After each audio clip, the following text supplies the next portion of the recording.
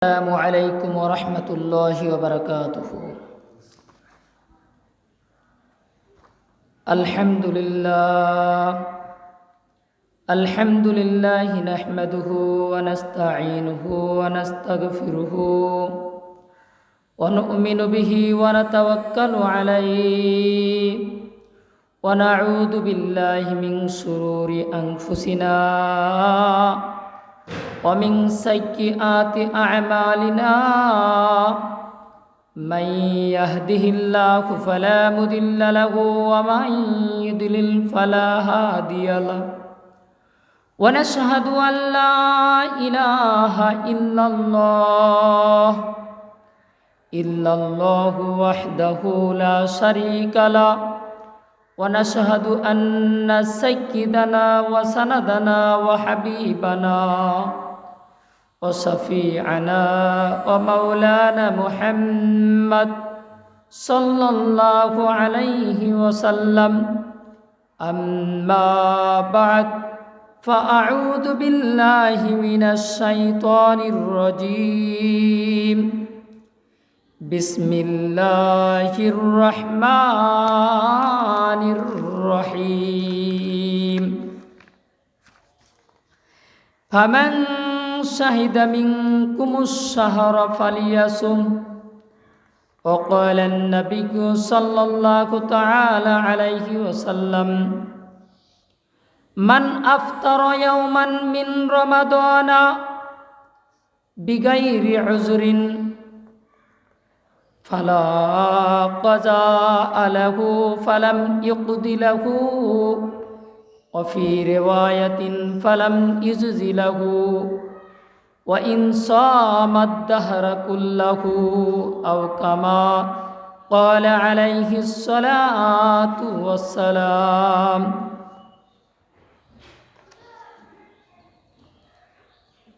नजर सोई दुनिया कदम सोई मरकास. किधर दिख रहा है कहाँ जा रहा है. आज भी हो जुबरा हिंसा ईमान पैदा. अग कर सकती है अंदाज़े गुलिस्ता पैदा. हर शबे गोयम के फरदा तर्क ई सौदा कुनम. बाजे चू फरदा सुवद इमरोजरा फरदा कुनम. आबे जमजम खुरदा बोदम आबे सूरा कय खुरम. पादशाही करदा बोदम पासे बानी कय कुनम. চাল চলনে হিন্দু তুমি খ্রিস্টান তুমি সভ্যতায়. এতে সেই মুসলিম যাকে বিধর্মীয় দেখে লজ্জা পায়. চাল চলনে বিধর্মী তুমি ইহুদি তুমি আদর্শে. এ তো সেই মুসলিম যাকে বিধর্মীয় দেখে লজ্জা পায়. আজও যদি করতে পারি ইব্রাহিমের দীপ্ত ঈমান. অগ্নি চিরে উঠবে জেগে সোহাগ ভরা ফুলের বাগান. জোরে জোরে বলেন সুবহানাল্লাহ. সম্মানিত উপস্থিতি, রংপুর মাহিগঞ্জ বাজারস্থ বাজার সংলগ্ন ফতেপুর মসজিদে আজকে পবিত্র রমজান মাসের পবিত্র দিন জুমাবারে আমরা আলোচনা করব রোজার গুরুত্ব এবং রোজা ভাঙার ভয়াবহ শাস্তি এবং নির্দিষ্ট কিছু আমরা প্রশ্নের উত্তর দেওয়ার জন্য চেষ্টা করব ইনশাআল্লাহ. সকলে বলি ইনশাআল্লাহ. আল্লাহ তাআলা যেন আমাকে আপনাকে আমল করার নিয়তে শোনার এবং বলার তৌফিক দান করেন. সকলে বলেন আমিন. সম্মানিত উপস্থিতি, আপনাদের সামনে আল্লাহ পাকের কোরআনে কারীম থেকে একটি আয়াতে কারিমা আমি তেলাওয়াত করেছি। পুরো কোরআনের মাঝে 114টি সূরা রয়েছে এর মধ্য থেকে দ্বিতীয়তম সূরা সূরাতুল বাকারা, এই সূরার 184 এবং 85 নাম্বার আয়াত আপনাদের সামনে আমি পেশ করার জন্য চেষ্টা করব ইনশাআল্লাহ, এবং কিছু হাদিস বুখারী, মুসলিম, তিরমিজির কিছু হাদিস আপনাদের সামনে পেশ করার চেষ্টা করব, আল্লাহ যদি তৌফিক দান করেন। প্রিয় উপস্থিতি, আল্লাহ পাক রব্বুল আলামিন কোরআনের মধ্যে বলেন আইয়ামাম মা'দুদাত, সূরাতুল বাকারা 184 নম্বর আয়াত। আল্লাহ তাআলা বলেন আইয়ামাম মা'দুদাত ফামান কানা মিনকুম মারিদান আও আলা সাফারিন, কিছু দিন আছে তোমরা সেগুলো গণনা করবে। আল্লাহ পাক রব্বুল আলামিন বলেন কিছু দিন আছে তোমরা সেগুলো গণনা করবে। এটা হলো 84 নম্বর আয়াত, 184। কিন্তু 184-র আগে হলো 83 নম্বর আয়াত, যেটা গত সপ্তাহে আমরা আলোচনা করেছিলাম। অর্থাৎ আল্লাহ তাআলা আমাদের উপরে রোজাকে ফরজ করে দিয়েছে, যেভাবে পূর্ববর্তী জমানার উপরে ফরজ করা হয়েছিল, বলছিলাম না? এই আয়াতের দ্বিতীয় আয়াতে আল্লাহ বলেন আইয়ামাম মা'দুদাত, ও দুনিয়ার মানুষেরা তোমরা দিনগুলো গণনা করো। ফামান কানা মিনকুম মারিদান, সুতরাং তোমাদের মধ্য থেকে কোনো ব্যক্তি যদি অসুস্থ হয়ে যায়, তোমাদের মধ্য থেকে যদি কোনো ব্যক্তি খুব বেশি অসুস্থ হয়ে যায়, রোগা হয়ে যায়, রোগে আক্রান্ত হয়ে যায়, সেটা ভাইরাসজনিত কারণেও হতে পারে, সেটা ভিন্ন কোনো কারণেও হতে পারে। আল্লাহ পাক ডাক দিয়ে বলেন ও মুমিন মুসলমানেরা, ফামান কানা মিনকুম মারিদান, তোমরা যদি অসুস্থ হয়ে যাও অথবা তোমাদের মধ্য থেকে কোনো ব্যক্তি যদি অসুস্থ হয়ে যায়, আও আলা সাফারিন, অথবা যদি কোনো ব্যক্তি সফরের মধ্যে থাকে, ভ্রমণে থাকে, বিভিন্ন দূর দূরান্তে রয়েছে, প্রবাস জীবনে রয়েছে, 3 দিনের রাস্তার দূরত্ব, 3 দিন হেঁটে গেলে, লাগাতার 3 দিন যদি হেঁটে যায় কত দূর পর্যন্ত যাওয়া যায়, সেটাকে বলা হয় 48 মাইল, 78 কিলোমিটার পর্যন্ত। এত দূরে যদি কোনো ব্যক্তি অবস্থান করে, প্রবাস জীবনে যদি থাকে, আল্লাহু আকবার, আও আলা সাফারিন ফাইদ্দাতুম মিন আইয়ামিন উখর, তাহলে তোমরা রমজানের যে দিনগুলোতে রোজা রাখতে পারতেছো না, সেই রোজাগুলোর দিনগুলো তোমরা গণনা করতে থাকো। সুবহানাল্লাহ। আল্লাহ পাক বললেন তোমরা রমজান মাসে যদি সফরে থাকো, প্রচণ্ড অসুস্থ হও, অথবা ওই সমস্ত মানুষ যারা গর্ভবতী হয়ে গেছে, যে নারীগুলো গর্ভবতী হয়ে গেছে, পেটে বাচ্চা আসছে, অনেক কষ্ট হচ্ছে, অভিজ্ঞ ডাক্তার প্রেসক্রিপশন করে দিয়েছে যে আপনার রোজা রাখলে ক্ষতি হবে, এমন যদি বলে, তাহলে আল্লাহ তাআলার বক্তব্য দেখেন, দিনগুলো গণনা করেন, কতদিন আপনি রোজা রাখতে পারতেছেন না, কতদিন পর্যন্ত রমজানের সিয়াম পালন করতে পারবেন না, সেই দিনগুলো আপনি গণনা করতে থাকেন। আর বলেন ওয়ালাল্লাযীনা ইউতিকুনাহু ফিদিয়া তুআমু মিসকিন, আল্লাহ পাক রব্বুল আলামিন ডাক দিয়ে বলেন ওই সকল মানুষ যারা রোজা রাখতে পারল না, প্রচণ্ড অসুস্থ, মৃত্যুশয্যায় শায়িত, অথবা সফরে, অথবা গর্ভবতী নারী, অথবা এমন কোনো বিপদ যেই বিপদ থেকে বাঁচার কোনো উপায় নাই, এমন যদি হয়ে থাকে, তাহলে কি করবে? ফিদিয়াতু তুআমি মিসকিন, একজন মিসকিনকে ফিদিয়া দিবে। ফিদিয়া মানে খাবার দান করবে, টাকা পয়সা দান করবে। কতটুকু পরিমাণ? একজন ব্যক্তিকে পেট ভরে 2 বেলা খানা খাওয়াইতে যতটুকু খানা লাগে, এই খানাটা দান করে দিবে, অথবা খাওয়াবে, অথবা ওই খানার টাকা দিয়ে দিবে। বলেন না সুবহানাল্লাহ। কত সহজ করে দিয়েছে দেখেন। আল্লাহ তাআলা নিজেই বলেন তুআমু মিসকিন, একজন মিসকিনের খাবার দিবে। এমন মিসকিন কাকে বলে? ফকির বলা হবে, যার বাড়ি ঘর আছে কিন্তু খাবার, কালকের খাবার নাই, তাকে বলা হয় ফকির। এখন তো বর্তমানে এমনও ফকির পাওয়া যায়, তার 3 তলা 4 তলা বাড়ি রয়েছে, ব্যাংক রয়েছে, ব্যালেন্স রয়েছে, ভান ধরেছে ফকিরের। এমন ব্যক্তি কখনো ফকির হতে পারে না, বরং ফকির বলা হবে যে ব্যক্তির পরের বেলার খাবার নাই, অথবা দ্বিতীয় দিন তৃতীয় দিনের খাবার নাই, সেই ব্যক্তিকে ইসলামের পরিভাষায় ফকির বলা হয়। সুবহানাল্লাহ। ফকিরও বলা হয়।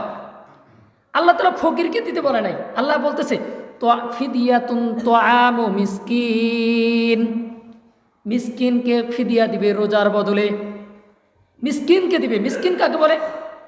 অনেক মানুষ আমরা মনে করি ফকির আর মিসকিন মনে হয় এক জিনিস। No, never. বরং ফকির হচ্ছে আমি যেটা একটু আগে বললাম, আর মিসকিন বলা হবে লা সুকনা লাহু লা তুআমা লাহু, যার জন্য কোনো খাবারের ব্যবস্থা নাই, যার জন্য কোনো বাড়িঘরের ব্যবস্থাও নাই, যার কোনো কিছুই ব্যবস্থা নাই, ওই ব্যক্তিকে বলা হবে কেবল মিসকিন। মিসকিন আর ফকিরের বেশ কম বুঝাইতে পারছি তো? ফকির বলা হবে যার বাড়িঘর আছে, আর মিসকিন বলা হবে যার বাড়িঘরও নাই, খাবারও নাই, এমন ব্যক্তিকে মিসকিন বলা হবে। এমন ব্যক্তিকে আপনার রোজার ফিদিয়া, রোজার খাবার অথবা খাবারের টাকা, দুইজন ফকিরকে যদি খাওয়ান একবেলা খাওয়াইলে চলবে, আর যদি একজন ফকিরকে খাওয়ান দুই বেলা খাওয়াইতে হবে। কি চমৎকার বিধান! আল্লাহ তাআলা সূরা বাকারার 184 নম্বর আয়াতে দিয়ে দিলেন। কোনো ব্যাখ্যা না, ডাইরেক্ট অর্থ, ডাইরেক্ট আল্লাহর বক্তব্য। ফামান তাতাওয়া খায়রা, যে ব্যক্তি এই কাজটা করবে, ভালো কাজগুলো করবে, ফাহুয়া খায়রুল লাহু, ওই ব্যক্তির জন্য কল্যাণ হবে, উত্তম হবে। অর্থাৎ যে ব্যক্তি রোজা রাখতে পারবে সে ব্যক্তি যেন রোজাই রাখে, কারণ রোজার মধ্যে আল্লাহ তাআলা বরকত আর কল্যাণ দিয়ে দিয়েছে। সুবহানাল্লাহ! কি চমৎকার কথা বলল। মনে রাখবেন, আমি কিন্তু বলছি মৃত্যু শয্যাশায়িত এমন অসুস্থ, এ কথা আমি বলিনি যে যে কোনো ধরনের অসুস্থ, বলছি কি? বলিনি। তারপরে দেখেন ওয়া আনতাসুমু খায়রুল লাকুম, যারা রোজা রাখতে পারবে তোমাদের মধ্যে তাদের জন্য রোজা রাখাই উত্তম। আর রোজা রাখতে পারবে না তাহলে ফিদিয়া দিবে, টাকা পয়সা দিবে, খাবার দাবার দিবে। আল্লাহ তাআলা আরও বলেন ইন কুনতুম তা'লামুন, যদি তোমরা বুঝতে যে এর মধ্যে কত কল্যাণ আছে তাহলে এগুলোর মধ্যেই তোমরা থাকতে সবসময়। সুবহানাল্লাহ! তাহলে হয়তো আমরা ফিদিয়া দিব, আর যদি রোজা রাখতে পারি রোজা রাখব। গর্ভবতী নারী, সব ধরনের গর্ভবতী নারীর জন্য রোজা ভাঙ্গা জায়েজ নাই। ডাক্তার যদি বলে যে রোজা রাখলে আপনার ক্ষতি হবে, শারীরিক প্রবলেম হবে, মারা যেতে পারেন, অথবা আপনার সন্তান মারা যেতে পারে, এমন ধরনের বড় ধরনের সমস্যা হলে তখন ওই গর্ভবতী নারী রোজা ভাঙতে পারবে। ইসলাম কত সহজ না দেখেন। আবার সফর, হাদিসের মধ্যে এসেছে সফর যদি কোনো ব্যক্তি করে, ভ্রমণ যদি করে, তাহলে ভ্রমণ করা অনেক বেশি কষ্টের কাজ। ভ্রমণ করা অনেক বেশি কষ্টের কাজ। নবীজি বলেন এটা একটা আযাবের একটা টুকরার মতো।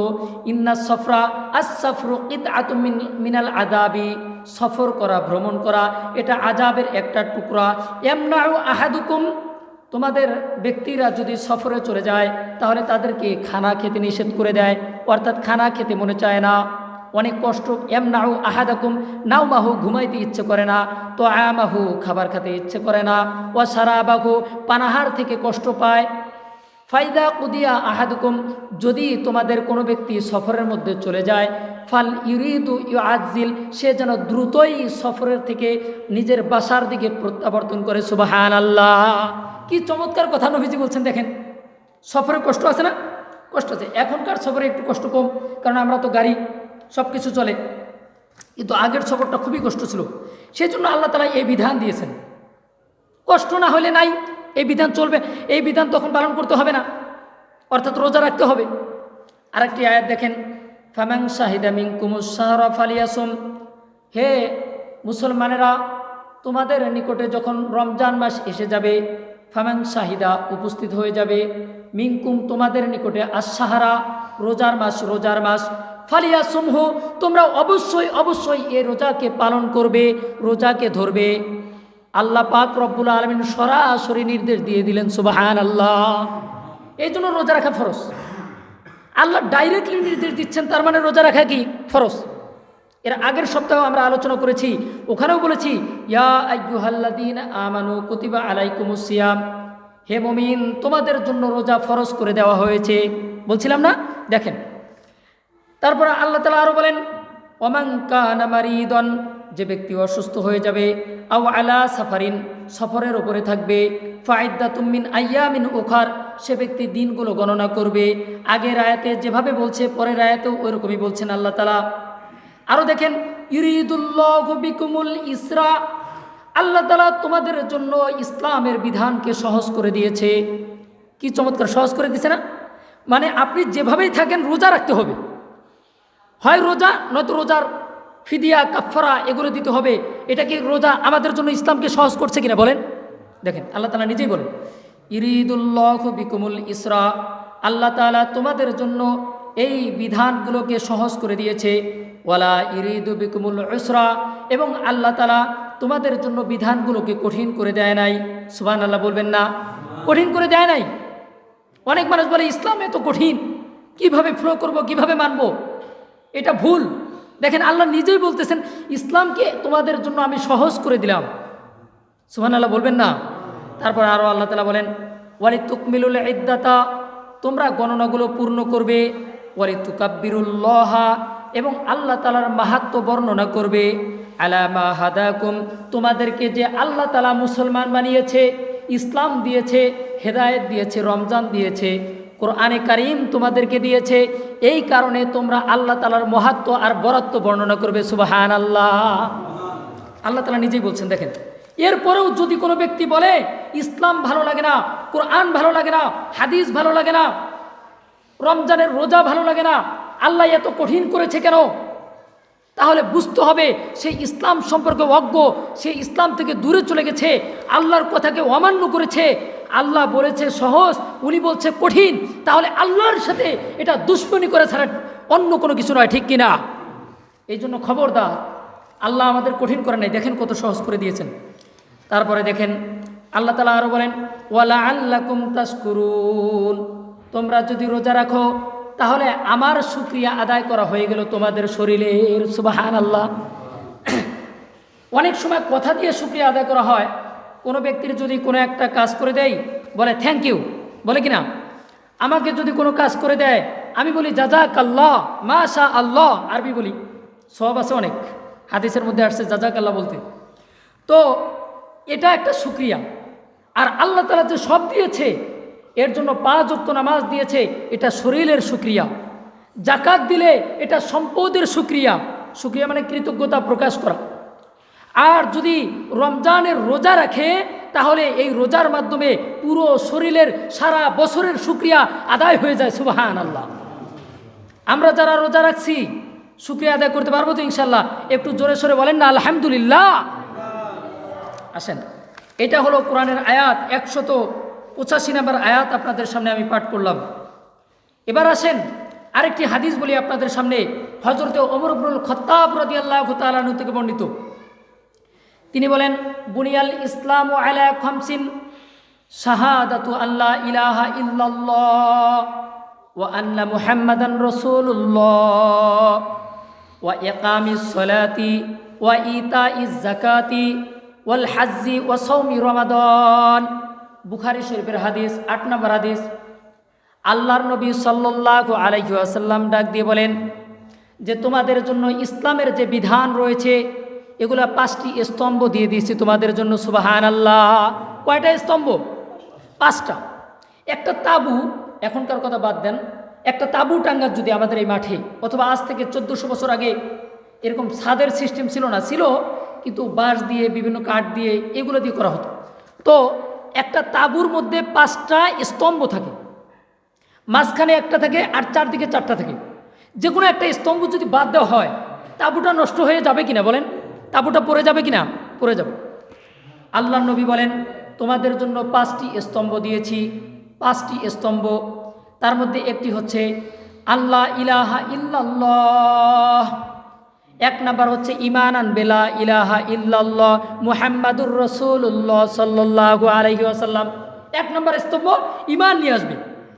2 নাম্বার স্তম্ভ ওয়া ইকামিস সালাত, নামাজ কায়েম করবে, নামাজ প্রতিষ্ঠা করবে। ওয়া ইতাইজ যাকাত, যাদের টাকা পয়সা থাকবে, বিজনেস থাকবে, ব্যবসা বাণিজ্য থাকবে, যাদের এরকম ব্যবস্থা থাকবে এবং মৌলিক যে চলার মতো টাকা পয়সা আছে সেগুলো বাদ দিয়ে পুরো 1 বছর কেটে যায় এত পরিমাণে যদি টাকা থাকে, তাহলে প্রত্যেক 1 লক্ষ টাকার মধ্যে থেকে 2500 টাকা অন্তত আল্লাহর রাস্তায় জাকাত দিয়ে দিবে। সুবহানাল্লাহ। 100 টাকা থেকে 1 টাকা, 1000 টাকা থেকে তাহলে কয় টাকা হয়? 10 টাকা, এরকম জাকাত। আচ্ছা, এটা নিয়ে আমি পরে আলোচনা করব। আমার আজকে রোজার বিষয় দেখেন, ওয়া ইতা ইজ জাকাতি ওয়াল হাজ্জি, যারা হজ করার সামর্থ্য রাখে তারা হজ করবে। অন্য হাদিসের মধ্যে আছে সামর্থ্যের কথা, রাহ খরচ, রাস্তার খরচ এবং বাড়ির খরচ দিতে হবে, রাস্তার খরচ দিতে হবে, আসা যাওয়ার খরচ থাকতে হবে। সমস্ত টাকা যদি ব্যবস্থা থাকে তাহলেই কেবল তার উপরে হজ ফরজ হয়ে যাবে। আর সেই হজ ফরজ, হজ আদায় করা এটাও একটা ইসলামের ভিত্তি স্তম্ভ। সুবহানাল্লাহ। এই হলো 4টা। আর বাকি থাকলো একটা, অসৌমি রমাদান, রমজান শরীফের রোজা পালন করে। রমজান মাসের রোজা পালন করবে, এটাও হচ্ছে ইসলামের একটা স্তম্ভ। বুখারী শরীফের 8 নম্বর হাদিস গেল। এটা সবাই জানে, এই জন্য আমি এটা নিয়ে আর কথা বলতে চাই না। আসুন আরেকটি হাদিস বলি আপনাদের সামনে। রোজা তো অনেক মানুষ থাকবে, কিন্তু কার রোজা আল্লাহর দরবারে কবুল হবে, কার রোজা কবুল হবে না, এই ব্যাপারে নবীজি সাল্লাল্লাহু আলাইহি ওয়াসাল্লাম ইরশাদ করে দিয়েছেন। নবীজি বলেন, আন আবি হুরায়রা রাদিয়াল্লাহু তাআলা আনহু ক্বাল, হযরতে আবু হুরায়রা থেকে বর্ণিত আছে, কাম মিন সাইমিন লাইসা লাহু মিন সিয়ামিহি ইল্লা যামা ওয়া কাম মিন কাইমিন লাইসা লাহু মিন কিয়ামিহি ইল্লা সাহার। আল্লাহর নবী বলেন, অনেক মানুষেরা রয়েছে যারা রোজা রাখবে দিনের বেলায়। খুব ভালো করে শোনেন, অনেক মানুষেরা রয়েছে যারা দিনের বেলায় রোজা রাখবে, অর্থাৎ সাহারির সময় খাবে, ইফতারের সময় ইফতার করবে, পুরা দিনটা না খেয়ে থাকলো, রোজা রাখলো, কিন্তু ওই ব্যক্তির রোজা আল্লাহর দরবারে কবুল হবে না। ওই ব্যক্তির শুধুমাত্র না খেয়ে থাকা হবে, শুধুমাত্র ক্ষুধার্ত থাকা হবে।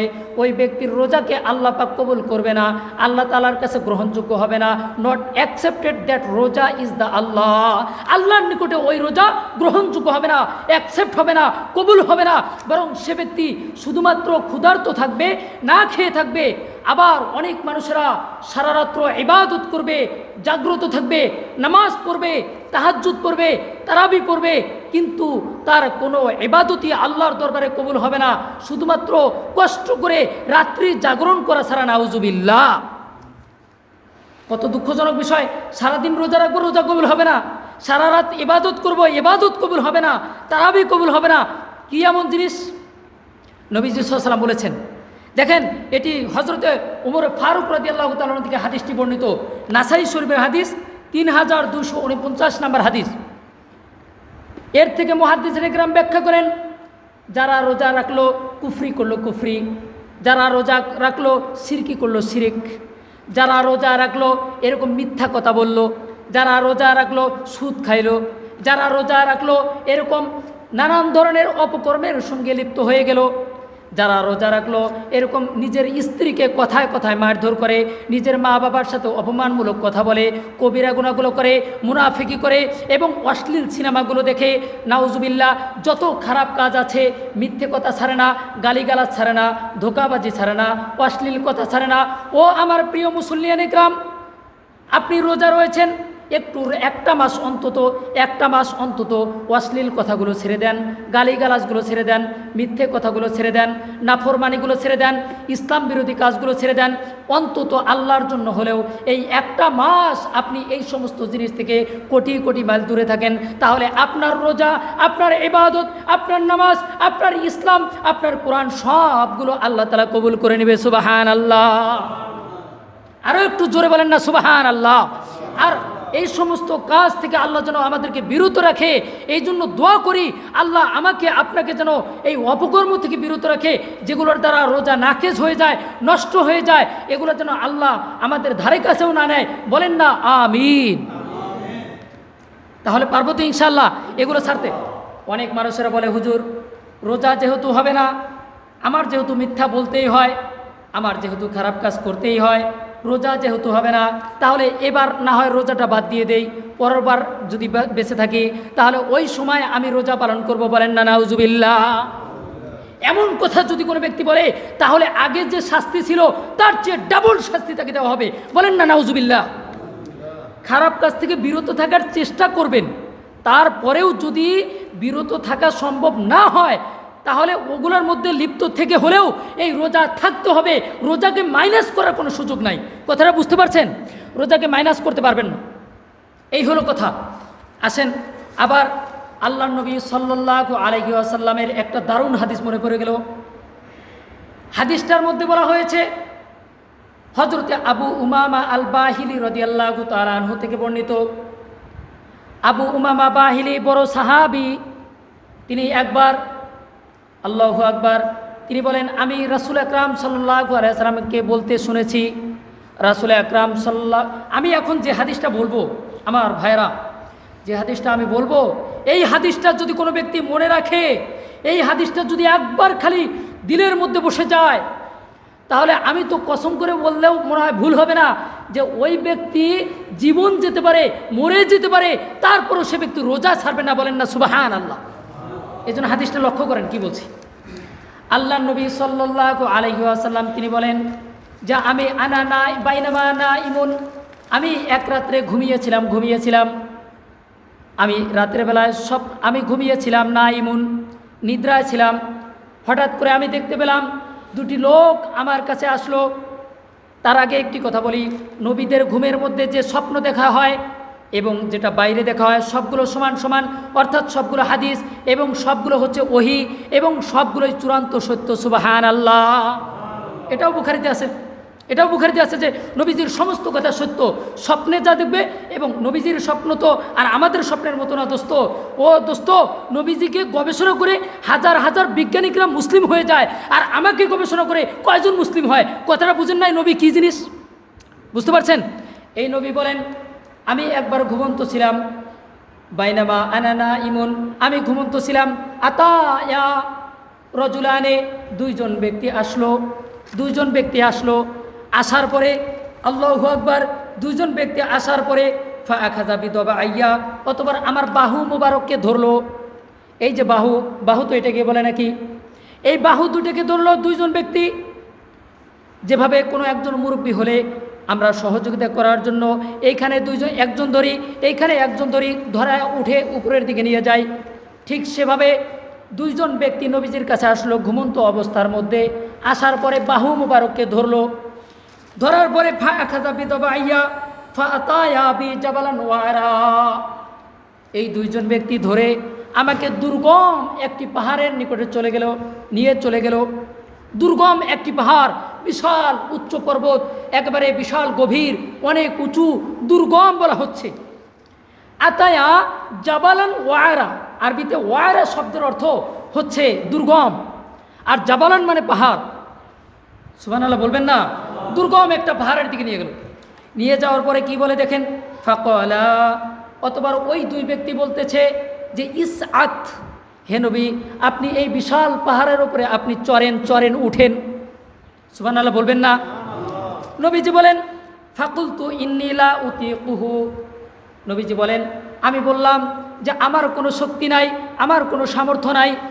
আমি কেন? কেউ তো এই পাহাড়ের উপরে উঠতে পারবে না, এত বড় উঁচু পাহাড়, আমি কিভাবে এখানে উঠব? আমার পক্ষে ওঠা সম্ভব নয়। লা উতিকুহু, আমার এই শক্তি নাই। অতঃপর এরা বলল, ফাকালা ইন্না সানুসাহিলু লাক, লম্বা হাদিস। উনি বলতেছেন, ওই যে দুইজন ব্যক্তির মধ্যে থেকে একজন আসলে ফেরেশতা ছিল, ইনি বলতেছেন যে নবীজি কোনো চিন্তা করবেন না, কোনো টেনশন করবেন না, লা তাহজান, কোনো চিন্তা করবেন না, আমরা আছি তো, আপনাকে নিয়ে উপরে উঠায় দিব, সাহায্য করব, সহযোগিতা করব, আপনি ওঠা শুরু করেন, আমরা উঠিয়ে দিব। বলেন না সুবহানাল্লাহ? উঠায় দিব। এবার ফাসাইতু, নবীজি বলেন, আমি চললাম, আমি বিশাল পর্বতমালার উপরে চলে গেলাম। হাত্তা ইদা কুনতু ফি সাওয়াইন জাবালি, এমনকি আমি চড়তে একেবারে পাহাড়ের উপরে যে সমতল ভূমি রয়েছে, পাহাড়ের উপরে, আমি চট্টগ্রামে থাকা অবস্থায়, সিলেটে যাওয়া অবস্থায় প্রোগ্রামে গিয়েছিলাম মাহফিলে, আমি দেখেছি লম্বা বিশাল বড় বড় পাহাড়। এবং চট্টগ্রামের সীতাকুণ্ড নামে একটি জায়গা আছে, সেখানেও বিশাল বড় পর্বতমালা। আপনি খাগড়াছড়ি, রাঙ্গামাটি, বান্দরবান যদি চলে যান, আপনি দেখতে পাবেন বিশাল বড় বড় পাহাড়। আল্লাহু আকবার। কোরআনে আল্লাহ তাআলা বলেছেন যে তোমরা পৃথিবীকে ভ্রমণ করো, বিভিন্ন জায়গায় সফর করো, যদি সুযোগ হয় সফর করার মধ্যে আল্লাহ তাআলা তোমাদেরকে জ্ঞান বাড়িয়ে দিবে। সুবহানাল্লাহ। কোরআনে আছে, ফাসিরু ফিল আরদ, হে জ্ঞানীরা, তোমরা দুনিয়াতে ভ্রমণ করো। এই জন্য আমার ভাইরা, সুযোগ পাইলে আপনি আপনার স্ত্রীকে, আপনার মেয়েকে, আপনার ভাইকে অথবা আপনি নিজে যে কোনোভাবে পর্দার সঙ্গে ইসলামকে মেনটেন করে আপনি বিভিন্ন জায়গায় সফর করবেন, বিভিন্ন রাষ্ট্রে যাবেন। এটা কোনো গুনাহ না, এটা ইসলামের হুকুম, এটা কোরআনের বিধান। বলেন না সুবহানাল্লাহ। আয়েশাকে নিয়ে রাসূল বহু সফরে গিয়েছেন। হাদিসের কিতাব খুলেন, বুখারী শরীফ খুলেন, আবু দাউদ শরীফ খুলেন, দেখতে পাবেন। তো আল্লাহু আকবার, পাহাড়গুলো দেখলে মনে হয়, কোরআন শরীফেও আছে পাহাড়ের কথা, আর এক জায়গায় ওয়াল জিবালা আওতাদা, কোরআন শরীফে আছে আল্লাহ তাআলা বলে দিয়েছেন এই পাহাড়গুলোকে পৃথিবীর জন্য প্যারাক মেরে দিয়েছে। প্যারাক, সুবহানাল্লাহ বলবেন না? প্যারাক যদি না থাকে কোনো কিছুর, তাহলে কি ওই জিনিসটা ঠিক থাকবে না পড়ে যাবে? পড়ে যাবে। এখন বর্তমান বিশ্বের বিভিন্ন প্রান্ত থেকে এই পাহাড়গুলো কাটা হচ্ছে, পর্বতমালাগুলোকে বৈধ অবৈধভাবে কাটা হচ্ছে, সমতল করা হচ্ছে, যার কারণে ঘূর্ণিঝড়, যার কারণে এই যে ভূমিকম্প, এই সমস্ত জিনিস বেশি হচ্ছে। এই কারণে আমরা মনে করি এই সমস্ত কাজ থেকে বিরত থাকা উচিত, সরকারকে এই বিষয়ে লক্ষ্য রাখা উচিত আমি মনে করি। কথাটা বুঝতে পারছেন? আমি ভূমিকম্প নিয়ে পরে একদিন আলোচনা করব, কতগুলো হাদিস আর কত কোরআনের আয়াত এসেছে এই ভূমিকম্প নিয়ে, ঘূর্ণিঝড় নিয়ে, এই বায়ু নিয়ে, প্রত্যেকটা বিষয় নিয়ে ইসলামের মধ্যে বক্তব্য দিয়েছে। বলেন না সুবহানাল্লাহ। নবীজি বলেন, আমি বিশাল পাহাড়ের উপরে চলে গেলাম, মনে আছেনি? পাহাড়ের সমতল ভূমির উপরে দিয়ে নবীজি হাঁটতেছে। আল্লাহু আকবার। নবীজি বলেন, ইদান বি আসওয়াতিন শাদীদা, আমি হঠাৎ করে শুনতে পেলাম ওই বিশাল পর্বতের উপরে কেমন যেন ভয়ঙ্কর একটা আওয়াজ আসতেছে। আওয়াজ খুবই ভয়ঙ্কর, চিৎকার চেঁচামেচি, কান্না আর কান্না, পাগল হয়ে যাচ্ছে। মনে হয় হৃদয় চৌচির হয়ে যাচ্ছে, অন্তরটা ফেটে যাচ্ছে, ব্রেনটা নষ্ট হয়ে যাচ্ছে, এমন একটা অবস্থা হয়ে যাচ্ছে যে থাকাই মুশকিল হয়ে যাচ্ছে। নবীজি বলেন, ইদান বি আসওয়াতিন শাদীদা, আমার কঠিন একটা ভয়ঙ্কর আওয়াজ আসলো, আমি ভয় পেয়ে গেলাম। আমি জিজ্ঞেস করলাম, কি জিজ্ঞেস করে? মা হাদিহিল আসওয়াত, এই আওয়াজগুলো কিসের? ওই দুই ব্যক্তিকে বলল, এই আওয়াজগুলো কিসের? খুব ভালো করে লক্ষ্য করেন, এই আওয়াজগুলো কিসের? তখন বলে ওই লোকগুলো বলে, ক্বালু, তারা বলা শুরু করলো, হাদা উওয়াউ আহলিন নার, এটা হে নবী, এটা ওই কোনো কান্না না, এটা এমন কোনো দুঃখ নয়, এটা এমন কোনো দুর্দশা নয়, এটা তো এমন দুঃখ দুর্দশা, এমন কান্না, এমন রোনাজানি, এমন হৃদয়ের প্রকম্পন, এমন বুক ফাটা আর্তনাদ, এমন বুক ফাটা চিৎকার, কলিজা ফাটা কান্না, এটা হচ্ছে জাহান্নামীদের কান্না। নাউজুবিল্লাহ, জাহান্নামীদের কান্না। নবীজি বলেন, কেন এরা কেন জাহান্নামী ব্যক্তি হয়ে এত কান্না করে, আমাকে একটু বলবা? আল্লাহু আকবার। সাহাবাই ওই ফেরেশতা তারা ডাক দিয়ে বলে, হাদা উওয়াউ আহলিন নার সুম্মান তরিকা বি ফাইদা আনা বিকওমিন মুআল্লিকিনা বিআরাকিবিহিম। আল্লাহু আকবার। ওই লোকগুলো কথা বলল না, ওই যে দুই লোক বাহু ধরে নিয়ে গেছে, ওই দুই লোক কথা বলে না, শুধুমাত্র কান্নার কথা বলল। আর নবীজিকে বাহু ধরে আবার হাত ধরে টেনে টেনে টেনে টেনে ওই একটা জাতির কাছে নিয়ে গেল, বিশাল একটা গুহার কাছে নিয়ে গেল। সেখানে হাজার হাজার লক্ষ লক্ষ মানুষ, সেখানে কেমন অবস্থা আছে। আল্লাহু আকবার। ওই লোকগুলা খুব ভালো করে লক্ষ্য করেন, ওই লোকগুলার এই পা দুটা যে আছে, এই পা দুটাকে এখানে কাটা হয়েছে। খুব ভালো করে লক্ষ্য করেন, পা দুটাকে কাটা হয়েছে, পা দুটার চামড়াগুলো ছিলানো হয়েছে। এই পা দুটো ছিলানোর পরে এই দুইটা পা উপরের দিকে ঝুলিয়ে দিয়েছে। উপরের দিকে ঝুলিয়ে দিয়ে ওই পা থেকে, কাটা পা থেকে একেবারে প্রচণ্ড রূপে রক্ত প্রবাহমান হচ্ছে। তাসিলু আজদাদুকুম দমান, কঠিনভাবে রক্ত প্রবাহিত হচ্ছে। এইভাবে পা দুটো উপরের দিকে ঝুলানো এবং সেখান থেকে কাটা পা থেকে রক্ত ঝরছে, একদম রক্ত বয়ে নদী হয়ে যাচ্ছে, প্রবাহিত হচ্ছে। আবার আরেকটু ভালো করে লক্ষ্য করে নবীজি বললেন, আরও দেখলাম যে এই যে দুটা চোয়াল রয়েছে, খুব ভালো করে লক্ষ্য করেন, দুইটা মুখের চোয়াল আছে না, এই চোয়াল দুইটাকে একেবারে ফেটে কেটে একেবারে কান পর্যন্ত নিয়ে আসছে। নাউজুবিল্লাহ বলেন, জোরে বলেন নাউজুবিল্লাহ। পা দুটা এরকম কেটে একেবারে চামড়া তুলে ওখানে বেঁধে উপরের দিকে শিকল দিয়ে বাঁধা আছে। আর পাগলের মতো চিৎকার করছে, কান্না করছে। এই দুই চোয়াল, গালের দুইটা সাইড যে আছে, এটা একেবারে কান পর্যন্ত নিয়ে আসছে। আর সেখান থেকে ভয়ঙ্কর আওয়াজ বের হচ্ছে, কান্না বের হচ্ছে, চিৎকার করছে, চেঁচামেচি করছে, কোনো ব্যক্তি সাহায্য সহযোগিতা করছে না। আবার একটু পরে দেখা যাচ্ছে সেটা ভালো হয়ে যাচ্ছে, আবার কান্না করছে, আবার ফেটে যাচ্ছে, পুরো শরীরে রক্ত আর রক্ত, রক্ত আর রক্ত। ও দোস্ত, তুমি যত বড়ই পাষাণ হৃদয়ের হও না কেন, তুমি যত বড়ই পাষাণ হৃদয়ের মানুষ হও না কেন, যত বড় ডাকাত হও না কেন, যত বড় ছিনতাইকারী হও না কেন, যত বড় সন্ত্রাসী হও না কেন, যত বড় মাদক ব্যবসায়ী হও না কেন, তোমার সামনে যদি কোনো একজন ব্যক্তি, ছোট্ট বাচ্চাও যদি এরকম আগুনের মধ্যে পড়ে যায়, আগুনে ভয়ঙ্কর আগুনে জ্বলতে থেকে জ্বলে পুড়ে ভস্ম হয়ে যায়, তাহলে আপনি কিন্তু সহ্য করতে পারবেন না, আপনি কিন্তু সহ্য করতে পারবেন না। সে জ্বলে যাচ্ছে, পাগলের মতো দৌড়ায় হলেও আগুনকে নিবানোর চেষ্টা করবেন, অথবা ওই ছোট্ট শিশুকে সেখান থেকে বের করার চেষ্টা করবেন, ঠিক কিনা? কিন্তু আর যদি বড় মানুষ হয় তাহলে তো আরও 10 জন মানুষ ফায়ার সার্ভিসকে ফোন দিয়ে দিবেন, অথবা 10-20 জন মানুষ যায় বাঁচানোর চেষ্টা করবেন। আল্লাহু আকবার। ওখানে দেখা গেল লক্ষ লক্ষ মানুষ, crore crore, million million, billion billion মানুষ, ট্রিলিয়ন ট্রিলিয়ন মানুষ ওখানে এরকমভাবে এই অবস্থা আছে, আর আগুনে পুড়ে আর এরকমভাবে রক্ত প্রবাহিত হচ্ছে, কান্না করছে, বুক ফাটা আর্তনাদ করছে। ও দোস্ত, এই মুহূর্তে যদি আমি এখানে বিপদে পড়ি, অথবা আমাদের এই মুসল্লিদের কোনো ভাই যদি বিপদে পড়ে, আর যদি এখনও যদি এই হিন্দু ভাই, আরে ভাই মুসলিম তো বাদ দিয়ে দিলাম, মুসলিমের কথা বাদ দিলাম, আমার হিন্দু ভাইরা এখানে আছে, তাদের যদি সামান্যতম বিপদ হয়ে যায় এই মুহূর্তে, আমরা বলবো নামাজ দেরি আছে, যাও যাও আগে এই মানুষগুলোকে বাঁচাও, তারপরে নামাজের মধ্যে, নামাজ তো 3টা পড়লেও, 3টার সময় পড়লেও নামাজ হবে কিনা বলেন? কথা বলেন না, নামাজ 3টার সময় পড়লেও হবে কিনা? জুমার নামাজ হবে, জোহরেরও হবে, বাকি আমরা নির্দিষ্ট একটা টাইম করেছি, দেড়টা টাইম, কিন্তু নামাজ তো টাইম, লম্বা টাইম আছে, এটা কথা বুঝতে পারছেন? আসেন, তাহলে এই দুনিয়াতে যদি এরকম অবস্থা হয়, আর আখিরাতের মধ্যে এইভাবে কান্না করবে, এভাবে পাগুলো ছিঁড়ে ফেলবে, আর চোয়ালগুলোকে একেবারে কান পর্যন্ত নিয়ে আসবে, ফেটে রক্তাক্ত হবে, ভালো হয়ে যাবে, আবার কাঁদবে, পাগলের মতো চিৎকার করতে থাকবে, কলিজা ফেটে যাবে, হৃদয় ফেটে যাবে, অন্তর দগ্ধ হয়ে যাবে, তারপরেও তুমি ছাড় পাবে না, পরিত্রাণ পাবে না, শুধুমাত্র একটি কারণে। নবীজি বলেন, এগুলো কি কারণে? বিমা তাকদি, এটা কেন? তখন ওই 2 ব্যক্তি বলে এরা দুনিয়াতে থাকা অবস্থার মধ্যে রোজা পরিপূর্ণভাবে আদায় করে নাই, অর্থাৎ সকালবেলা ছাড়ি খেয়েছে, দিনের বেলা রোজা ভেঙে ফেলেছে, ইফতারের আগে রোজা ভেঙে ফেলেছে। আবার বলতেছে কোনো ব্যক্তি আছে, যেই সমস্ত ব্যক্তিরা রোজাই রাখে নাই, রোজার মাসে মদ খায়, গাঁজা খায়, চুরি করে, ডাকাতি করে, ও দোস্ত পানি খায়, পানাহার করে, স্ত্রীর সঙ্গে থাকে, আরও নানান রকমের যেগুলো নিষিদ্ধ কাজ রোজার মাসে, ওই সমস্ত কাজ যারা করেছে তাদের জন্য এত কঠিন থেকে কঠিন, এত মর্মান্তিক, এত মারাত্মক রকমের সবচেয়ে কঠিন কষ্টদায়ক শাস্তির ব্যবস্থা করা হয়েছে। নাউজুবিল্লাহ।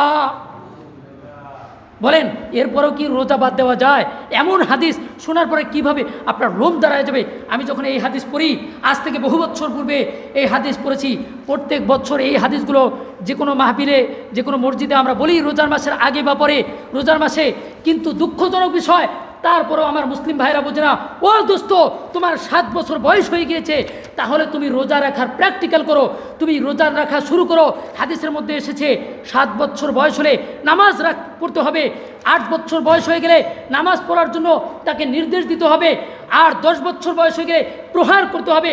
নামাজ যেভাবে ফরজ, রোজাও ওইভাবে ফরজ। 7 বছর বয়স হলে প্র্যাকটিক্যাল করতে হবে নামাজের জন্য। এই সময় গুনাহ হলে পিতা মাতা জাহান্নামে যাবে, এই ছেলে যদি গুনাহ করে।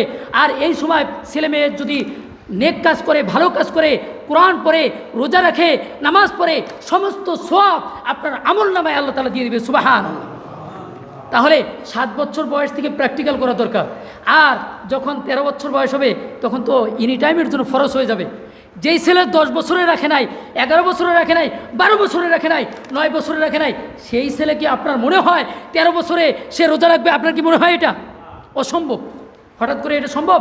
আবার দেখেন, যেই ছেলে নামাজ পড়ে নাই ছোটোবেলায়, আজকে আমি প্রাইভেটের জন্য শাস্তি দিচ্ছি, আজকে আমি বাংলা ইংরেজি যে কোনো পড়াশোনার জন্য, আমি যে কোনো কাজের জন্য শাস্তি দিচ্ছি, বকাবকি করছি, বকাঝোকা করছি, ও দোস্ত মায়েরও দিচ্ছি, কিন্তু নামাজ পড়ে না, রোজা রাখে না, ইসলামাইজেশন অফ ল কর্তৃক পরিচালিত হয় না, কোরআন পড়ে না, তার জন্য আপনি কি করেছেন? তার জন্য আপনি নামাজ পড়েছেন, তার জন্য আপনি নির্দেশ দিয়েছেন, আপনি দেন নাই।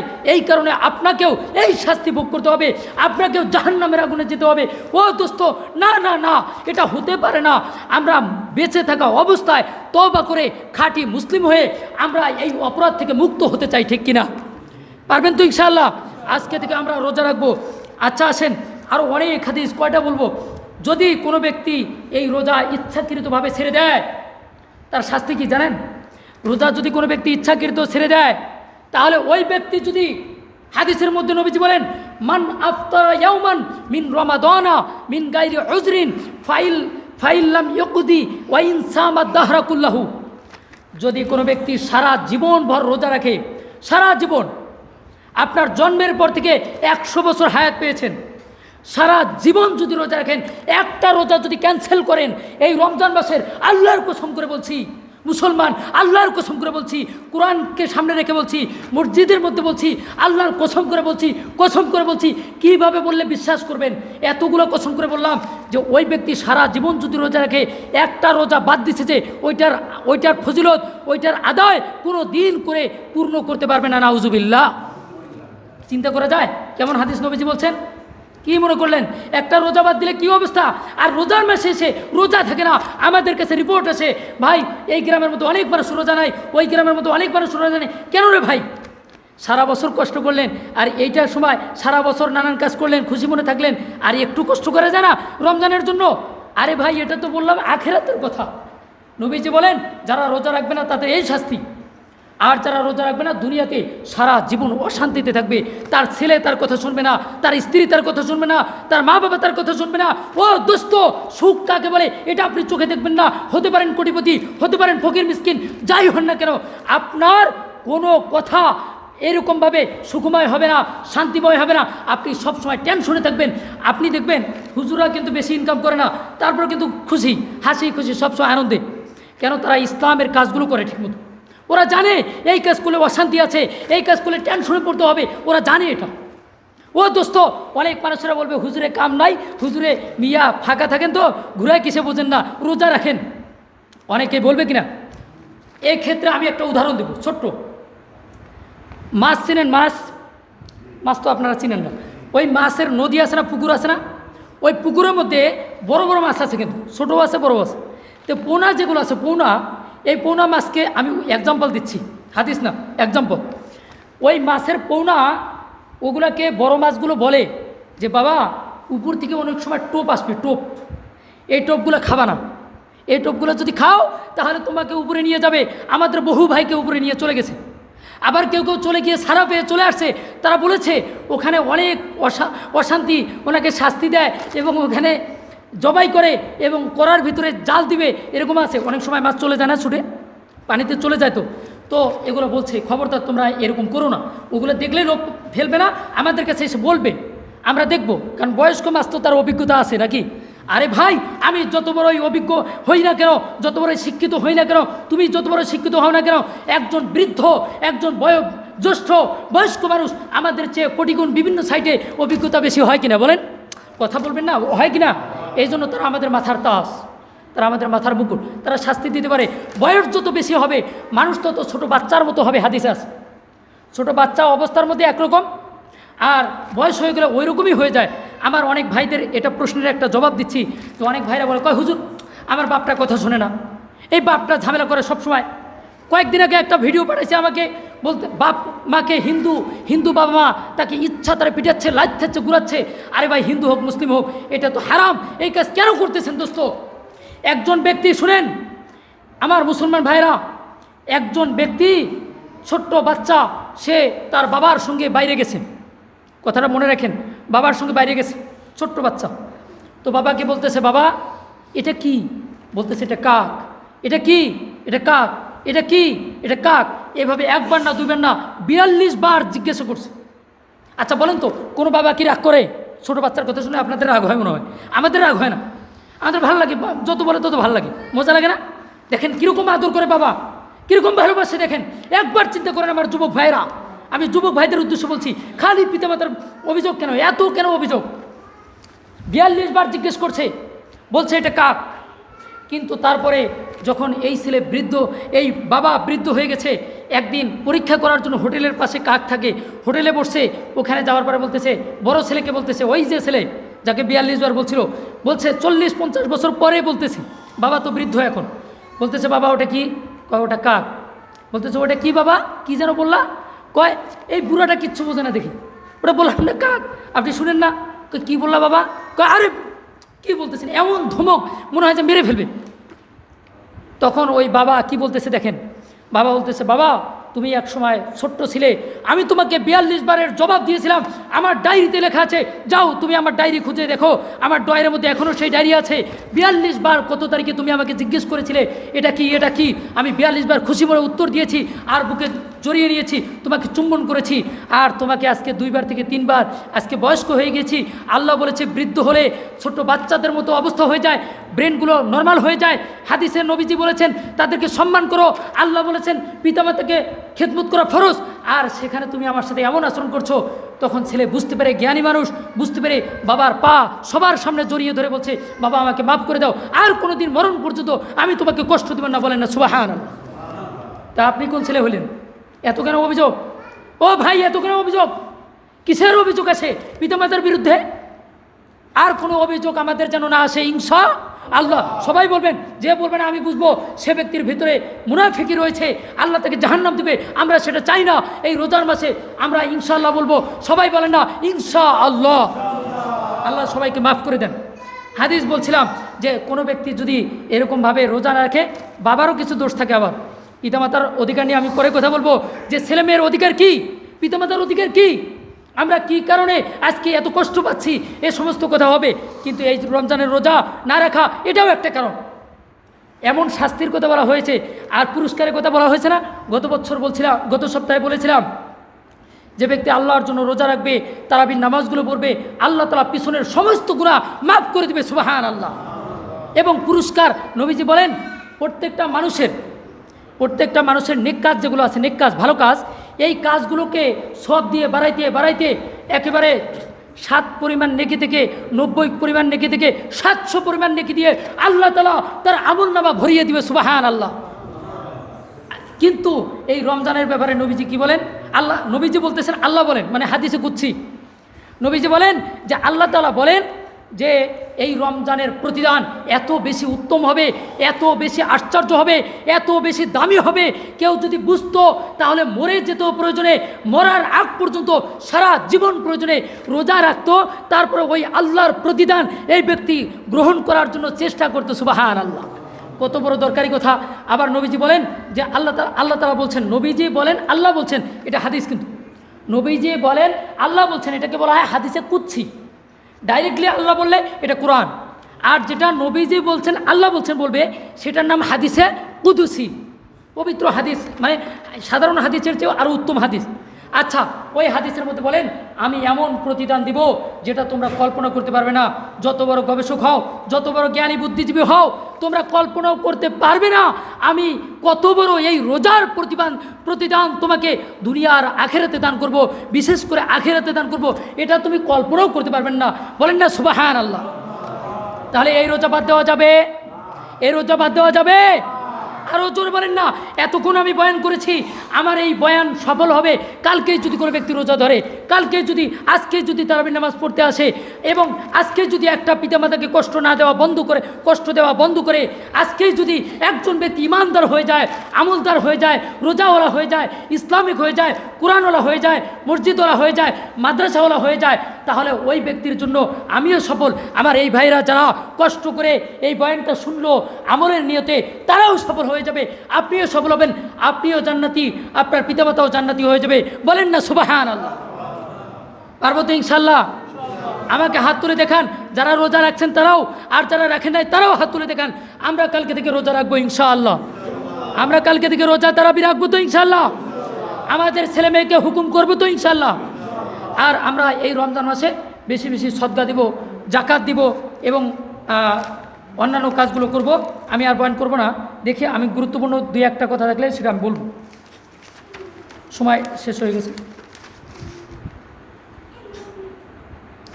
এই রোজা যদি বাদ যায়, 3টা বড় আরও ভয়ঙ্কর 3টা কথা আছে। 1 নম্বর হলো কুফর হবে, কুফর। ও ভাই, রোজা যদি ইচ্ছা করে বাদ দেন, কাফের হয়ে যাবে, কাফের। নাউজুবিল্লাহ বলবেন না? এই হাদিসও আছে। অন্য আরেকটি হাদিসের মধ্যে আছে মুরতাদ হয়ে যাবে, অর্থাৎ ইসলাম ধর্ম থেকে বের হয়ে যাবে, নাউজুবিল্লাহ। কত বড় কথা। আরেকটি হাদিসের মধ্যে আছে, যদি কোনো ব্যক্তি এই ইসলাম ধর্ম এরকম যদি ইসলাম ধর্মের রোজা যদি পালন না করে, তাহলে ওই ব্যক্তির উপর থেকে আল্লাহর রহমত এবং বরকত উঠে যায়, ঢাল উঠে যাবে, সে যা ইচ্ছা তা করবে, আল্লাহ তাআলা শুধু বিপদেই ফেলবে, গর্তেই ফেলবে, ভালো কোনো জায়গার মধ্যে নিয়ে আসবে না। বলেন না নাউজুবিল্লাহ। আরেকটি কথা হচ্ছে ধর্মদ্রোহী হবে। আরেকটি কথা কি হয়ে যাবে? ধর্মদ্রোহী। আরেকটা কথা বলি, এই রোজা যদি কেউ বাদ দেয়, তাহলে একজন ব্যক্তি জেনা করলে, জেনা একটা মেয়ের সাথে অবৈধ কাজ করলে জেনা, অথবা কোনো ব্যক্তি যদি এরকমভাবে মুরতাদ হয়ে যায়, যে পরিমাণে গুনাহ হবে তার চেয়েও বেশি শাস্তি হবে। কোনো মুসলমান যদি রোজার দিনে রোজা না রেখে ভক্ষণ করে, খানা খায়, পানাহার করে, এরকম স্ত্রীদের সঙ্গে থাকে, খারাপ কাজ যেগুলো আছে এগুলো যদি করে, তাহলে আল্লাহ পাক রব্বুল আলামিনের নিকটে ওই ব্যক্তি জেনাকারীর চেয়েও নিকৃষ্ট হবে, নাউজুবিল্লাহ। কি কথা, জেনাকারীর চেয়েও নিকৃষ্ট হবে? কত ভয়ঙ্কর কথা। আরে ভাই, আমার স্ত্রীর সঙ্গে আরেকজন ব্যক্তি থাকবে, এটাকে আমি মানবো? আমি কি মানতে পারি? আমার বেটির সাথে আরেকজন ব্যক্তি থাকবো বিয়ে ছাড়া, এটা মানবো? মানবেন না। তার চেয়েও নিকৃষ্ট রোজা না রাখা। এবার চিন্তা করেন, তার চেয়েও নিকৃষ্ট। কিভাবে রোজা না রেখে আছেন? এ ভাই, কিভাবে রোজা না রেখে আছেন? গতকালকে আমার কাছে অনেকগুলো মানুষ এসে বললো যে হুজুর, আমাদের এলাকায় অনেক যুবক ভাইরা রোজা থাকে না, এখনও ফেনসিডিল খায়, এখনও গাঁজা খায়, দিনের বেলায় চুপি চুপি খাচ্ছে। আল্লাহ, তুমি এমন একটা জায়গায় চলে যাও যে জায়গায় তোমার আল্লাহ দেখে না, এরকম জায়গায় যা খাও। আল্লাহ তাআলা কোরআনে বলছেন, আসমানের নিচে জমিনের উপরে তোমার থাকার কোনো অধিকার নাই যদি তুমি ইসলাম না মানো, যদি নামাজ না পড়ো, যদি রোজা না রাখো। নাউজুবিল্লাহ। তোমার এই আসমানের নিচে জমিনের উপরে থাকার জায়গা নাই। আল্লাহ তাআলা ডাইরেক্ট কোরআনে বলছে, বের হয়ে যাও, আমার আসমান আর আমার জমিন থেকে তুমি বের হয়ে যাও, আউট। তা আপনি কি করবেন? কোথায় যাবেন বলেন? কীভাবে আছেন যে আপনি রোজা নাই, নামাজ নাই, আপনি আসমানের নিচে আছেন, জমিনের উপরে আছেন? কিভাবে আছেন? ও ভাই, আমি আপনার পা ধরে বলছি, আপনি আমাকে এখানে আসেন, কে আছেন এই জায়গায় দাঁড়ান, সামনে আসেন, অথবা দাঁড়ান, আমি তার পা ধরে চুম্বন করে বলবো এই কথা যে ভাই, আপনার পা ধরছি, আপনাকে আমি 500 টাকা এই মুহূর্তে দিচ্ছি, আপনি কালকে থেকে রোজা রাখেন, কালকে থেকে নামাজ পড়েন, আল্লাহর কসম করে বলছি আমি রাজি আছি। আপনি দাঁড়ান, এরকম কে আছেন, কয়জন আছেন, আমি তাকে দিব, টাকাও দিব, আমি তার পা ধরে বলবো, আমি বুকে নিয়ে বলবো ভাই, কালকে থেকে আপনি রোজাটা রাখেন, কালকে থেকে আপনি নামাজটা পড়েন। ও দোস্ত, আমাকে বলেন এরকম ব্যক্তি আছেন নাকি? আপনি দাঁড়ান, আমি সময় দিচ্ছি, আপনি দাঁড়ান, আমার যতক্ষণ এই কথা চলবে ততক্ষণ আপনাকে টাইম দিলাম আমি। কেন আপনি রোজা বাদ দিচ্ছেন? কি করে সম্ভব? কিসের মুসলিম আপনি? রোজা নাই, নামাজ নাই, নামকাস্ত মুসলিম। এটাকেই বলা হয় চাল চলনে হিন্দু তুমি, খ্রিস্টান তুমি সভ্যতায়, এ তো সেই মুসলিম যাকে বিধর্মীয় দেখে লজ্জা পায়। বিধর্মীয় লজ্জা পায়। হিন্দুরা বলে, কিরে মুসলমান দিনের বেলা কেমনে ওই চানাচুর কিনে নিয়ে গেল, কেমনে চা খায়? আস্তাগফিরুল্লাহ। আর মালিক ভাইদেরকে বলবো, যাদের তত্ত্বাবধানে কর্মচারী আছে তাদেরকে একটু সহযোগিতা করেন, একটু হালকা করে দেন, ধমকি একটু কম করেন, গালিগালাজ একটু কম করেন। আর যারা ভাইরা আমার চাকর বাকর বা আমরা যারা অন্যের কাজ করি, তারাও একটু নর্মাল হন, তাদের সাথে ভালো ব্যবহার করেন, একটু কাজ বেশি করার চেষ্টা করেন। যদিও পারবেন না রোজা থেকে, চেষ্টা করেন, ওনার সাথে সাথে থাকেন, ওনার কথাগুলো ফলো করেন। আর ভাই, লস হবে না ইনশাল্লাহ, এটাও হাদিসে আছে। এমনকি মালিকের বিরুদ্ধে সাধারণ কর্মজীবী যারা আছে তাদেরকে যদি এরকম খারাপ কথা বলে যে তোমার মালিক ভালো না, অথবা স্ত্রীকে যদি বলে তোমার স্বামী ভালো না, স্বামীকে যদি বলে তোমার স্ত্রী ভালো না, অথবা যদি মালিক যারা আছে তাদেরকে যদি বলে তোমার যারা অধীনস্থ আছে তারা চোর, তারা ভালো না, তাহলে ওই ব্যক্তির মারাত্মক গুনাহ হবে। এমনকি নবীজি বলেন, ফালাইসা মিন্না, ওই ব্যক্তি আমার উম্মতি না, ওকে আমি উম্মত বলে স্বীকার করব না, ওকে আমি সুপারিশ করব না, ওকে আমি জান্নাতে নিব না। আল্লাহর নবী বলেছে এ কথা। আপনি চিন্তা করুন যে কোন অবস্থা, কোন ধরনের পথে আমরা পরিচালিত হচ্ছি। আল্লাহ আমাদেরকে হেফাজত করেন, সকলে বলেন না আমিন। অনেকগুলো কথা আমি লিখছিলাম, আমি আরও বহু বছর থেকে এগুলো বয়ান করি, আরও অনেক কথা আছে যেগুলো আমি বলতে পারলাম না। আর মাসআলা আছে, রোজা ভঙ্গের কারণ হলো, মৌলিক কারণ 3টা মনে রাখবেন। রোজা ভঙ্গের মৌলিক কারণ 3টা। 1 নাম্বার কারণ হচ্ছে আমরা খানা খাবো না, খানা যে কোনো ধরনের খাদ্য জাতীয় জিনিস, যে কোনো ধরনের। আমাকে একজন বলল, হুজুর ফেনসিডিল খাওয়া যাবে না। গতকালকে একজন বলল হুজুর গাঁজা খাওয়া যাবে কিনা হালকা করে, হুক্কা না, ফতুয়া হিন্দিয়া এবং আরও অসংখ্য কিতাব এবং কোরআন শরীফের আয়াত দ্বারা বোঝা যাচ্ছে যে আপনি এগুলো কিচ্ছু খেতে পারবেন না, মুখে নেওয়াই নিষিদ্ধ, এগুলো হারাম, খবরদার এগুলো নেবেন না। 1 নাম্বার হচ্ছে খাদ্যদ্রব্য, খানা যেটাকে বলে, যে কোনো ধরনের খাবার। 2 নাম্বার পানাহার, শরবত হতে পারে, পানি হতে পারে, আমি সংক্ষিপ্ত আকারে বললাম, এটা পানীয় যে কোনো ধরনের খাদ্যদ্রব্য জিনিস, পানীয় জিনিস এগুলো আমরা খাবো না। 2 3 নম্বর হলো স্ত্রীর সম্পর্ক, ফিজিক্যালি রিলেশন বলে ইংলিশে, যারা বোঝার বুঝবে, সবাইকে বোঝানোর দরকার নেই। এটা আমার ফিজিক্যালি রিলেশন, এটাও নিষিদ্ধ এই দিনের বেলা, এগুলা করা যাবে না। এগুলো হলো মৌলিক 3টা কারণ, কিন্তু আরও 18টা কারণ আছে রোজা ভাঙ্গের, সেটা আমি আস্তে আস্তে বলবো অন্য সময়, আমাদের সময় শেষ। কিন্তু আমার মূল টার্গেট ছিল, যখন শুনলাম যে রোজা অনেকেই রাখে না, এ কথা শুনে খুবই দুঃখ পাইছি। এই কারণে আমি ওই বয়ানগুলোই করলাম আজকে। আল্লাহ যেন আমাকে একজন ব্যক্তিকে রোজা রাখায় ইনশাআল্লাহ। আচ্ছা, তারপর আরও অনেকগুলো মাসালা আছে যেগুলো আমার এখন বলার টাইম নেই। আল্লাহ তাআলা আমাদেরকে বুঝার জন্য, আমল করার জন্য তৌফিক দান করেন, সকলে বলেন আমিন। কারো কোনো কথা আছে? আচ্ছা, ওয়া আখিরু দাওয়ানা আলহামদুলিল্লাহি রাব্বিল আলামিন। আসসালামু